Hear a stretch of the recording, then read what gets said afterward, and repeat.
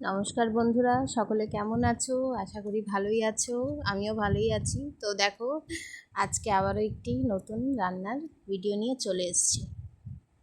Hello everyone, Rimpa and স্তুতি চ্যানেলে তোমাদের সকলকে অনেক অনেক স্বাগত।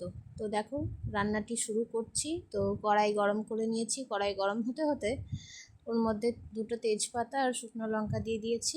এরপর দিয়ে দিচ্ছি সর্ষের তেল। তো সর্ষের তেল দিয়ে দেওয়ার পরে দিয়ে দিয়েছি 1 টেবিল স্পুন মতন গোটা জিরে। ঠিক আছে, তো দিয়ে দেওয়ার পরে এটাকে একটু বেশ হালকা নাড়াচাড়া করে নেব। আর দিয়ে দিচ্ছি টমেটো কুচি, একটা বড় সাইজের টমেটো কুচিয়ে নিয়ে দিয়ে দিয়েছি। আগে থেকে কেটে রাখা ছিল না, ওই জন্য ওই একবারেই দিয়ে দিলাম। আর যাতে তেল না ছিটকায় ওই জন্য সামান্য একটু লবণ দিয়ে ওটাকে নাড়াচাড়া করতে লাগলাম। তো আজকে ঘুগনি বানানোর রেসিপি তোমাদের সাথে শেয়ার করছি, খাসির মাংসর চর্বি দিয়ে। তো দেখো সেটাই বানাচ্ছি। তো এরপর দেখো আদা রসুন পেঁয়াজ বাটা দিয়ে দিচ্ছি, দিয়ে একটু বেশ কিছুক্ষণ ভালো করে কষিয়ে নেব। কষিয়ে নেবার পরে এর মধ্যে একে একে এই যে সমস্ত বেসিক মশলাগুলো হয়, যেমন হলুদ গুঁড়ো, ধনে গুঁড়ো, জিরে গুঁড়ো, এই সমস্ত দিয়ে একে একে দিয়ে দেবো।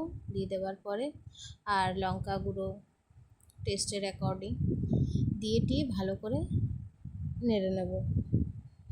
তো বন্ধুরা, আমার ভিডিও তোমাদের কেমন লাগছে অবশ্যই জানাবে। যদি ভালো লেগে থাকে একটা করে লাইক করে দেবে, আর যারা চ্যানেলে নতুন ভিজিট করছো প্লিজ চ্যানেলটিকে সাবস্ক্রাইব করে দেবে। তো দেখো একবারে সব দিয়ে দিচ্ছি। একটু তাড়াহুড়ো ছিল, বাচ্চা কাঁদছিল ওইদিকে, তো ওকে খাওয়ানোর ছিল, তো ওই জন্য একটু তাড়াহুড়োর মধ্যে ছিলাম। ওই জন্য সব মশলাগুলো দিয়ে দেওয়ার পরে চর্বিটা দিয়ে দিচ্ছি। চর্বিটা দিয়ে দেওয়ার পরে ভালো করে এগুলোকে সব দিয়ে কষাবো।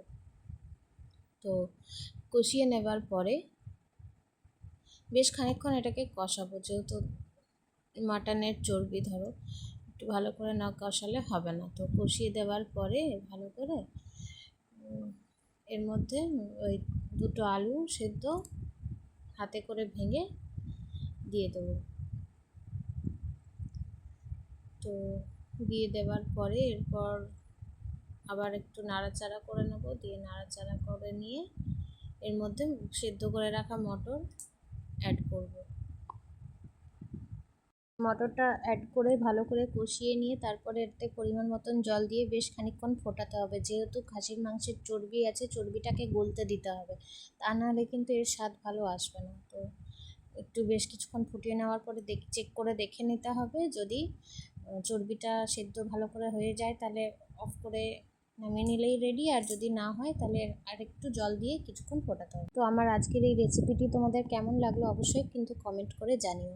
আর এই ধরনেরই নিত্য নতুন ভালো ভালো রান্না ভিডিও দেখার জন্য আমার চ্যানেলটিকে অবশ্যই সাবস্ক্রাইব করে পাশে থেকো। আর পাশে থাকা বেল আইকনটিও প্রেস করে দিও। এতে করে আমি যখনই কোনো ভিডিও আপলোড করব তার নোটিফিকেশান সবার আগে তোমাদের কাছে পৌঁছে যাবে। তো আজকের রান্না ছিল এইটুকুনি। আবার দেখা হবে অন্য কোনো ভিডিওতে। টাটা।